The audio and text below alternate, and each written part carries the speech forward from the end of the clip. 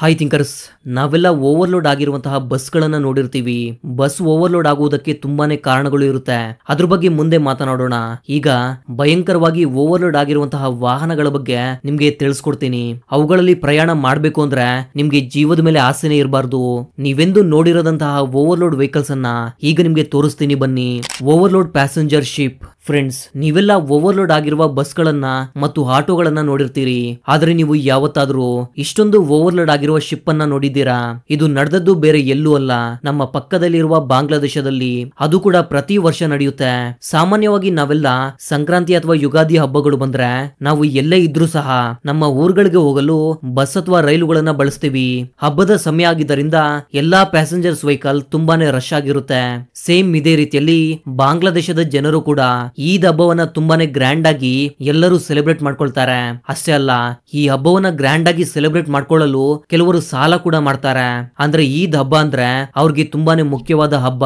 ಈಗ ನಾವು ನೋಡ್ತಾ ಇರುವ ಈ ಶಿಪ್ ನಲ್ಲಿ ಇಷ್ಟೊಂದು ಜನ ಯಾಕೆ ಪ್ರಯಾಣ ಮಾಡ್ತಿದ್ದಾರೆ ಅಂದ್ರೆ ಇವರೆಲ್ಲ ಸಿಟಿಯಿಂದ ತಮ್ಮ ತಮ್ಮ ಊರುಗಳಿಗೆ ಹೋಗೋದಕ್ಕೆ ಟ್ರೈ ಮಾಡ್ತಿದ್ದಾರೆ. ಈ ಶಿಪ್ ಎಷ್ಟೊಂದು ರಶ್ ಆಗಿದೆ ಅಂತ ನೀವೇ ನೋಡಿ. ಒಂದು ಬಾರಿ ಇಮ್ಯಾಜಿನ್ ಮಾಡ್ಕೊಳ್ಳಿ, ಇಷ್ಟೊಂದು ಜನರ ಮಧ್ಯೆ ನೀವು ಸಿಕ್ಕಿಬಿದ್ರೆ ನಿಮ್ಮ ಪರಿಸ್ಥಿತಿ ಏನಾಗ್ಬೇಡ. ತಮ್ಮ ಕುಟುಂಬವನ್ನ ಕರ್ಕೊಂಡು ಇಷ್ಟೊಂದು ಜನರ ಮಧ್ಯೆ ಪ್ರಯಾಣ ಮಾಡೋಕೆ ನಿಜವಾಗ್ಲೂ ಅವರಿಗೆ ನರಕ ಕಾಣಿಸುತ್ತೆ. ಆದ್ರೂ ಕೂಡ ಹಬ್ಬವನ್ನ ಮಿಸ್ ಮಾಡ್ಕೋಬಾರ್ದು ಅಂತ ಪ್ರತಿಯೊಬ್ರು ಎಷ್ಟೇ ಕಷ್ಟವಾದ್ರೂ ಕೂಡ ಇವುಗಳಲ್ಲಿ ಪ್ರಯಾಣ ಮಾಡ್ತಾರೆ. ಊರಿಗೆ ಹೋಗೋದು ಒಂದು ದೊಡ್ಡ ನರಕವಾದ್ರೆ ಮತ್ತೆ ಹಬ್ಬ ಮುಗಿದ ಮೇಲೆ ಅಲ್ಲಿಂದ ರಿಟರ್ನ್ ಬರೋದು ಕೂಡ ಅಷ್ಟೇ ನರಕವಾಗಿರುತ್ತೆ. ಹಬ್ಬದ ಸಮಯದಲ್ಲಿ ಇಷ್ಟೊಂದು ದೊಡ್ಡ ಶಿಪ್ ಕೂಡ ಫುಲ್ ಆಗಿದೆ ಅಂದ್ರೆ ನೀವೇ ಅರ್ಥ ಮಾಡ್ಕೊಳ್ಳಿ ಎಷ್ಟೊಂದು ಜನ ಪ್ರಯಾಣ ಮಾಡ್ತಿದ್ದಾರೆ ಅಂತ. ಮೋಟಾರ್ ಸೈಕಲ್, ಬೈಕ್ ನಲ್ಲಿ ಇಬ್ಬರು ಮಾತ್ರವೇ ಪ್ರಯಾಣಿಸಬೇಕು ಅನ್ನುವ ಕಾನೂನು ಇದೆ. ಆದ್ರೆ ನೀವು ಫಿಲಿಪೀನ್ಸ್ ದೇಶಕ್ಕೆ ಹೋದ್ರೆ ಅಲ್ಲಿ ಕೇವಲ ಇಬ್ಬರು ಅಲ್ಲ, ಇಡೀ ಕುಟುಂಬವೇ ಪ್ರಯಾಣಿಸುವಂತಹ ಮೋಟಾರ್ ಸೈಕಲ್ಸ್ ಇವೆ. ಇಲ್ಲಿ ತುಂಬಾ ಜನ ಸ್ಥಳೀಯರು ತಮ್ಮ ಮೋಟಾರ್ ಸೈಕಲ್ ಅನ್ನ ಹೆಚ್ಚು ಜನ ಪ್ರಯಾಣ ಮಾಡೋ ತರ ಪ್ರತ್ಯೇಕವಾಗಿ ಮಾಡಿಫಿಕೇಶನ್ ಮಾಡಿಸ್ಕೊಳ್ತಾರೆ. ಯಾಕಂದ್ರೆ ಇಲ್ಲಿನ ಜನರು ಅವಿಭಕ್ತ ಕುಟುಂಬದಲ್ಲಿ ಜೀವಿಸಲು ತುಂಬಾನೇ ಹೆಚ್ಚು ಇಷ್ಟಪಡ್ತಾರೆ. ಆದ್ರೆ ಎಲ್ಲರನ್ನ ಜೊತೆಗೆ ಕರ್ಕೊಂಡು ಹೋಗಲು ಅವರ ಬಳಿ ಕಾರುಗಳು ಇರೋದಿಲ್ಲ ಅಲ್ವಾ? ಅದಕ್ಕೆ ತಮ್ಮ ಬೈಕ್ಸ್ ಅನ್ನ ಈ ರೀತಿಯಲ್ಲಿ ಮಾಡಿಫಿಕೇಶನ್ ಮಾಡ್ಕೊಂಡು ತಮ್ಮ ಕುಟುಂಬವನ್ನ ಈ ತರ ಹೊರಗಡೆ ಕರ್ಕೊಂಡು ಹೋಗ್ತಾರೆ. ನಿಜವಾಗ್ಲೂ ಅಷ್ಟೊಂದು ಜನರನ್ನ ಹತ್ತಿಸ್ಕೊಂಡು ಬೈಕ್ ಬ್ಯಾಲೆನ್ಸ್ ಮಾಡೋದು ತುಂಬಾನೇ ಕಷ್ಟ. ಆದ್ರೂ ಕೂಡ ಅವರು ಇದೇ ರೀತಿಯಲ್ಲಿ ತಮ್ಮ ಪ್ರಯಾಣವನ್ನ ಎಂಜಾಯ್ ಮಾಡ್ತಾರೆ. Overloaded motorcycles. ಕುಟುಂಬವನ್ನ ಹತ್ತಿಸ್ಕೊಂಡು ಹೋಗುವುದೇ ಕಷ್ಟ ಆದ್ರೆ ಇಲ್ಲಿ ಇವರನ್ನ ನೋಡಿ ಎಷ್ಟೊಂದು ಲಗೇಜ್ ಅನ್ನ ಈ ಬೈಕ್ಸ್ ಮೇಲೆ ಕಟ್ಕೊಂಡು ಹೋಗ್ತಿದ್ದಾರೆ ಅಂತ. ಇನ್ನು ಹಿಂದೆ ಲಗೇಜಿನ ತೂಕಕ್ಕೆ ಮತ್ತು ಡ್ರೈವರ್ ಗಾಡಿಯನ್ನ ಓಡಿಸುವ ಸ್ಪೀಡ್ಗೆ ಮೋಟಾರ್ ಸೈಕಲ್ ನ ಮುಂದಿನ ಚಕ್ರ ಮೇಲಕ್ಕೆ ಎದ್ದೇಳ್ತಾ ಇದೆ. ಅದನ್ನ ಕಂಟ್ರೋಲ್ ಮಾಡೋಕೆ ಇನ್ನೊಬ್ಬ ವ್ಯಕ್ತಿಯನ್ನ ಕೂಡ ಜೊತೆಗೆ ಕರ್ಕೊಂಡು ಹೋಗ್ತಿದ್ದಾರೆ. ನಮ್ಗೆ ಏನು ಆಗೋದಿಲ್ಲ ಅನ್ನುವ ಓವರ್ ಕಾನ್ಫಿಡೆನ್ಸ್ ಇಂದ ಇಷ್ಟೊಂದು ದೊಡ್ಡ ರಿಸ್ಕ್ ಅನ್ನ ಇವರು ಮಾಡ್ತಿದ್ದಾರೆ. ಒಂದು ವೇಳೆ ಏನಾದ್ರೂ ಚಿಕ್ಕ ಎಡವಟ್ಟು ಆದ್ರೆ ಅದರ ಪರಿಣಾಮ ತುಂಬಾನೇ ಭೀಕರವಾಗಿರುತ್ತೆ. ಇದರಿಂದ ತೊಂದರೆ ಆಗೋದು ಕೇವಲ ಬೈಕ್ ಸವಾರಿನಿಗೆ ಅಲ್ಲ, ಪಕ್ಕದಲ್ಲಿ ಸವಾರಿ ಮಾಡ್ತಿರುವ ಬೇರೆ ಜನರಿಗೆ ಕೂಡ ತೊಂದರೆ ಆಗುತ್ತೆ. ಆದ್ರೂ ಕೂಡ ಇವರು ಯಾಕೆ ಇಷ್ಟೊಂದು ದೊಡ್ಡ ರಿಸ್ಕ್ ಮಾಡ್ತಿದ್ದಾರೆ ಅಂದ್ರೆ ಕೇವಲ ಹಣಕ್ಕಾಗಿ. ಹೌದು, ಇಲ್ಲಿರುವ ಜನರು ತುಂಬಾನೇ ಬಡತನದಲ್ಲಿ ಜೀವನ ಮಾಡ್ತಿದ್ದಾರೆ. ಈ ರೀತಿ ಮೋಟಾರ್ ಸೈಕಲ್ಸ್ ಅನ್ನ ಚಲಾಯಿಸುವುದು ತಪ್ಪು ಅಂತ ಗೊತ್ತಿದ್ರು ಕೂಡ ಅವ್ರಿಗೆ ಬೇರೆ ದಾರಿ ಇಲ್ಲದೆ ಈ ಕೆಲಸವನ್ನ ಮಾಡ್ತಿದ್ದಾರೆ. ಈ ಕೆಲಸ ಮಾಡಿಲ್ಲ ಅಂದ್ರೆ ಅವರು ಮತ್ತು ಅವರ ಕುಟುಂಬ ಆ ದಿನ ಖಾಲಿ ಹೊಟ್ಟೆಯಲ್ಲಿ ಮಲಗಬೇಕು. ಇದ್ರ ಜೊತೆಗೆ ಪೊಲೀಸರ ಕಾಟ ಕೂಡ ಇರುತ್ತೆ. ಇಷ್ಟೊಂದು ಲಗೇಜ್ ಅನ್ನ ಮೋಟಾರ್ ಸೈಕಲ್ ಅಲ್ಲಿ ಹಾಕೋದ್ರಿಂದ ಪೊಲೀಸರ ಕೈಗೆ ಸಿಕ್ಕಾಗ ಅದಕ್ಕೆ ಫೈನ್ ಕೂಡ ಕಟ್ಟಬೇಕಾಗಿ ಬರುತ್ತೆ. 18 ಪೀಪಲ್ಸ್ ಇನ್ 5 ಸೀಟರ್ ಕಾರ್. ಕರೇಬಿಯನ್ ನಲ್ಲಿರುವ ಒಂದು ದೇಶದಲ್ಲಿ ಒಂದು 5 ಸೀಟಿನ ಕಾರನ್ನ ಪೊಲೀಸರು ನಿಲ್ಲಿಸ್ತಾರೆ. ಆ ಕಾರಿನ ಹೆಸರು ಟೊಯೋಟಾ ಕೊರೋಲಾ. ಇದೊಂದು 90s ಸಮಯದ ಕಾರು. ಅಷ್ಟಕ್ಕೂ ಈ ಕಾರಿನಲ್ಲಿರುವ ವಿಶೇಷತೆ ಏನಂದ್ರೆ ಇಲ್ಲೀಗಲ್ ಆಗಿ ದೇಶದ ಗಡಿಯನ್ನ ದಾಟಲು ಕೇವಲ ಒಂದೇ ಒಂದು ಕಾರಿನಲ್ಲಿ ಬರೋಬ್ಬರಿ 18 ಜನ ಬಚ್ಚಿಟ್ಕೊಂಡು ಬಂದಿದ್ದಾರೆ. ಸಾಮಾನ್ಯವಾಗಿ ಇಂತಹ ಕಾರಿನಲ್ಲಿ ಮ್ಯಾಕ್ಸಿಮಮ್ ಅಂದ್ರೆ 5ರಿಂದ 6 ಜನ ಮಾತ್ರವೇ ಪ್ರಯಾಣಿಸೋಕೆ ಸಾಧ್ಯ ಆಗುತ್ತೆ. ಅದಕ್ಕಿಂತ ಹೆಚ್ಚು ಜನ ಹೋಗಲು ಸಾಧ್ಯನೇ ಇಲ್ಲ. ಆದ್ರೆ ಈ ಕಾರಿನ ಚಾಲಕ ಮಾತ್ರ ಬರೋಬ್ಬರಿ 18ರಿಂದ 20 ಜನರನ್ನ ಈ ಚಿಕ್ಕ ಕಾರಿನಲ್ಲಿ ತುಂಬಿಸಿದ್ದಾನೆ. ಒಂದು ಬಾರಿ ಈ ವಿಡಿಯೋ ಕ್ಲಿಪ್ ಅನ್ನ ನೋಡಿ ಇವರು ಯಾವ ಯಾವ ಜಾಗದಲ್ಲಿ ಹೇಗೆಲ್ಲ ಬಚ್ಚಿಟ್ಕೊಂಡು ಬಂದಿದ್ದಾರೆ ಅಂತ. ನಿಜವಾಗ್ಲೂ ನಿಮ್ಮ ತಲೆ ತಿರುಗುತ್ತೆ. ಅಲ್ಲ ಗುರು, ಇವರಿಗೆ ಉಸಿರಾಡೋದಕ್ಕೆ ಇದರಲ್ಲಿ ಗಾಳಿ ಹೇಗೆ ಸಿಗುತ್ತೆ ಅನ್ನೋದೇ ಒಂದು ದೊಡ್ಡ ಡೌಟ್. ಇದರಲ್ಲಿ ಇಷ್ಟೊಂದು ಜನರನ್ನ ಹೇಗೆ ತುಂಬಿಸಿರ್ಬೇಕು ಅಲ್ವಾ? ಅಷ್ಟೇ ಅಲ್ಲ, 2009ರಲ್ಲಿ ಕೂಡ ಒಂದು ವ್ಯಾನಿನಲ್ಲಿ ಬರೋಬ್ಬರಿ 112 ಜನ ಮಕ್ಕಳನ್ನ ತುಂಬಿಕೊಂಡು ಬಂದು ಕೊನೆಗೆ ಪೊಲೀಸರ ಕೈಗೆ ಸಿಕ್ಕಿ ಬೀಳ್ತಾನೆ. ಇಷ್ಟೊತ್ತು ನೋಡಿದೆಲ್ಲ ಇಲ್ಲಿಗಲ್ ಆಗಿ ಮಾಡಿರುವ ಕೆಲಸಗಳು. ಆದ್ರೆ ಈ ವಿಚಿತ್ರವಾದ ಕೆಲಸವನ್ನ ಮಾಡಿ ಕೆಲವರು ವರ್ಲ್ಡ್ ರೆಕಾರ್ಡ್ ಕೂಡ ಕ್ರಿಯೇಟ್ ಮಾಡಿದ್ದಾರೆ. ಇಟಲಿಗೆ ಸೇರಿದ ಚೀರ್ ಲೇಡೀಸ್ ನ ಒಂದು ಟೀಮ್ ಒಂದು ಚಿಕ್ಕ ಕಾರಿನಲ್ಲಿ ಬರೋಬ್ಬರಿ 20 ಜನರನ್ನ ತುಂಬಿಸಿ ಒಂದು ವರ್ಲ್ಡ್ ರೆಕಾರ್ಡ್ ಅನ್ನ ಸಾಧಿಸಿದ್ದಾರೆ. Overloaded timber ship, wood ಅನ್ನ ಟ್ರಾನ್ಸ್ಪೋರ್ಟ್ ಮಾಡುವಂತಹ ಶಿಪ್ ಗಳು ಈ ಪ್ರಪಂಚದಲ್ಲಿ ತುಂಬಾನೇ ಇವೆ. ಆ ಶಿಪ್ ಗೆ ಎಷ್ಟು ಕೆಪಾಸಿಟಿ ಇರುತ್ತೋ ಅಷ್ಟು ವುಡ್ ಅನ್ನ ಲೋಡ್ ಮಾಡಿದ್ರೆ ಯಾವುದೇ ತೊಂದರೆ ಆಗೋದಿಲ್ಲ. ಆದ್ರೆ ಅದರ ಕೆಪಾಸಿಟಿಗಿಂತ ಹೆಚ್ಚು ವುಡ್ ಅನ್ನ ಲೋಡ್ ಮಾಡೋದ್ರಿಂದ ತುಂಬಾನೇ ತೊಂದರೆ ಆಗುತ್ತೆ. ದುರಾಸೆಯ ದುಃಖಕ್ಕೆ ಮೂಲ ಅನ್ನೋ ತರ ಹೆಚ್ಚು ಲಾಭ ಮಾಡುವುದಕ್ಕೆ ಹೋಗಿ ದುಡಿಯೋದಕ್ಕೆ ಇರುವ ಒಂದೇ ಒಂದು ಶಿಪ್ ಅನ್ನು ಕೂಡ ಇವರು ನಾಶ ಮಾಡ್ಕೊಂಡಿದ್ದಾರೆ. ಹೆಚ್ಚು ತೂಕವನ್ನ ಲೋಡ್ ಮಾಡಿದಾಗ ಅದನ್ನ ಹ್ಯಾಂಡಲ್ ಮಾಡೋಕೆ ಆಗದೆ ಈ ರೀತಿಯಲ್ಲಿ ದುಡಿಯುವ ಶಿಪ್ ಗಳನ್ನ ನೀರು ಪಾಲು ಮಾಡಿದ್ದಾರೆ. ಅದ್ರ ಜೊತೆಗೆ ಅವರ ಮಾಲ್ ಕೂಡ ನೀರಿನಲ್ಲಿ ಬಿದ್ದು ವೇಸ್ಟ್ ಆಗಿದೆ.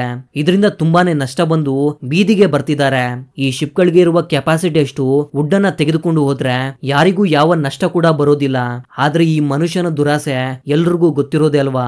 ಇಷ್ಟೇ ತುಂಬಿದೀವಿ, ಇನ್ನೂ ಸ್ವಲ್ಪ ತುಂಬಿಕೊಂಡ್ರೆ ಏನು ಆಗೋದಿಲ್ಲ ಅನ್ಕೊಂಡು ಈ ರೀತಿ ಭರಿಸಲಾಗದ ನಷ್ಟವನ್ನ ನೋಡ್ತಾ ಇದ್ದಾರೆ. Over loaded boat. ಈ ಬೋಟ್ ನಲ್ಲಿ ಪ್ರಯಾಣ ಮಾಡ್ತಿರುವ ಜನರನ್ನ ನೋಡಿದ್ರೆ ನಿಮ್ಗೂ ಇದರಲ್ಲಿ ಪ್ರಯಾಣ ಮಾಡ್ಬೇಕು ಅಂತ ಅನ್ಸುತ್ತಾ? ನನ್ಗಂತೂ ಖಂಡಿತ ಅನ್ಸೋದಿಲ್ಲ. ಯಾಕಂದ್ರೆ ನನಗೆ ಈಜೋಕೆ ಬರೋದಿಲ್ಲ, ಅದಕ್ಕೆ ಇಂತಹ ಸಾಹಸ ಮಾಡೋಕೆ ಹೋಗೋದಿಲ್ಲ ನಾನು. ಆದ್ರೆ ಇಲ್ಲಿನ ಜನರು ಈ ಚಿಕ್ಕ ಬೋಟ್ ನಲ್ಲಿ ಕಾಲು ಇಡೋದಕ್ಕೆ ಜಾಗವಿಲ್ಲದಷ್ಟು ಜನ ತುಂಬಿಕೊಂಡಿದ್ರು ಕೂಡ ಇನ್ನು ಆ ಬೋಟ್ ನಲ್ಲಿ ಹತ್ತೋದಕ್ಕೆ ಟ್ರೈ ಮಾಡ್ತಿದ್ದಾರೆ. ಅಲ್ಲ, ಅಷ್ಟೊಂದು ಅರ್ಜೆಂಟ್ ಏನಿದೆ ಅಂತ ಗೊತ್ತಾಗ್ತಿಲ್ಲ. ಆದ್ರೆ ನನಗ್ ಗೊತ್ತಿರೋ ಪ್ರಕಾರ ಈ ಊರಲ್ಲಿ ಈ ನದಿಯನ್ನ ದಾಟೋಕೆ ಇರೋದು ಅದೊಂದೇ ಒಂದು ಬೋಟ್. ಅದಕ್ಕೆ ಇಷ್ಟೊಂದು ಜನ ಒಂದೇ ಬಾರಿಗೆ ಹೋಗೋದಕ್ಕೆ ರೆಡಿ ಆಗಿದ್ದಾರೆ. ನೆಕ್ಸ್ಟ್ ಟ್ರಿಪ್ ನಲ್ಲಿ ಹೋಗ್ಬೋದು ಅಲ್ವಾ ಅಂತ ನಿಮ್ಗೆ ಅನಿಸ್ಬೋದು. ನೀವು ಎಷ್ಟೊತ್ತು ಕಾದ್ರೂ ಕೂಡ ಅವರ ಸಂಖ್ಯೆ ಕಡಿಮೆ ಆಗೋದಿಲ್ಲ. ಅದಕ್ಕೆ ಬೇರೆ ದಾರಿ ಇಲ್ದೆ ಎಲ್ಲರೂ ಈ ಚಿಕ್ಕ ಬೋಟ್ ನಲ್ಲಿ ಪ್ರಯಾಣಿಸ್ತಾರೆ. ಅದು ಕೂಡ 20ರಿಂದ 30 ಜನ ಅಲ್ಲ, ಹೆಚ್ಚು ಕಡಿಮೆ 70 ಜನ ಪ್ರಯಾಣ ಮಾಡ್ತಿದ್ದಾರೆ.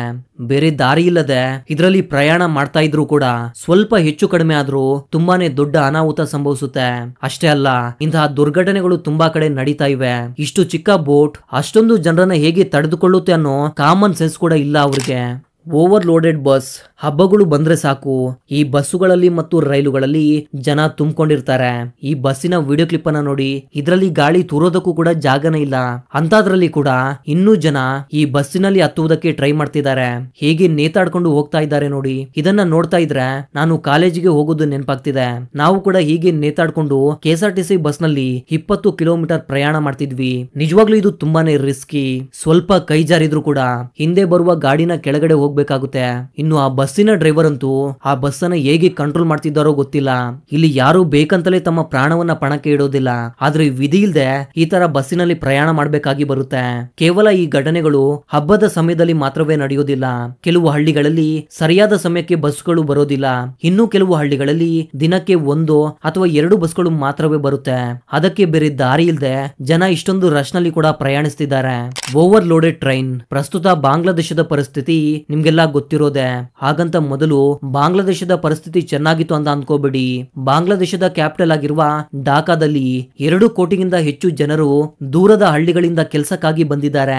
ಆದ್ರೆ ಇವರಿಗೆ ತುಂಬಾನೇ ಮುಖ್ಯವಾದ ಹಬ್ಬ ಬಂದು ಈದ್. ಈ ಹಬ್ಬವನ್ನ ಯಾವುದೇ ಕಾರಣಕ್ಕೂ ಇವರು ಮಿಸ್ ಮಾಡ್ಕೊಳ್ಳೋದಿಲ್ಲ. ಆ ಸಮಯದಲ್ಲಿ ಎಲ್ಲರೂ ಕೂಡ ತಮ್ಮ ತಮ್ಮ ಹಳ್ಳಿಗೆ ಹೋಗುವುದಕ್ಕೆ ಹೆಚ್ಚಾಗಿ ರೈಲುಗಳನ್ನೇ ಬಳಸ್ತಾರೆ. ಅದರಿಂದ ಈ ರೈಲುಗಳು ಈ ಪಾಟಿ ಜನರಿಂದ ತುಂಬಿ ಹೋಗಿರುತ್ತೆ. ಸುಮಾರು 2 ಕೋಟಿ ಜನ ಒಂದೇ ಬಾರಿಗೆ ಪ್ರಯಾಣ ಮಾಡ್ಬೇಕು ಅಂದ್ರೆ ತುಂಬಾನೇ ಕಷ್ಟವಾಗುತ್ತೆ. ಈ ರೈಲಿನ ಪರಿಸ್ಥಿತಿಯನ್ನ ನೀವೇ ನೋಡಿ. ರೈಲಿನ ಇಂಜನ್ ನ ಕೂಡ ಬಿಟ್ಟಿಲ್ಲ, ಅದರಲ್ಲಿ ಕೂಡ ಜನ ನೇತಾಡ್ಕೊಂಡು ಪ್ರಯಾಣ ಮಾಡ್ತಿದ್ದಾರೆ. ನಮ್ಗೆ ಇದು ತುಂಬಾನೇ ವಿಚಿತ್ರವಾಗಿದ್ರು ಕೂಡ ಅಲ್ಲಿನ ಜನರಿಗೆ ಇದು ತುಂಬಾನೇ ಕಾಮನ್. ಅದರಲ್ಲಿ ಚಿಕ್ಕ ಮಕ್ಕಳನ್ನು ಕೂಡ ಕರ್ಕೊಂಡು ಹೋಗುವುದು ಅಷ್ಟೊಂದು ಸುಲಭ ಅಂತೂ ಅಲ್ಲ.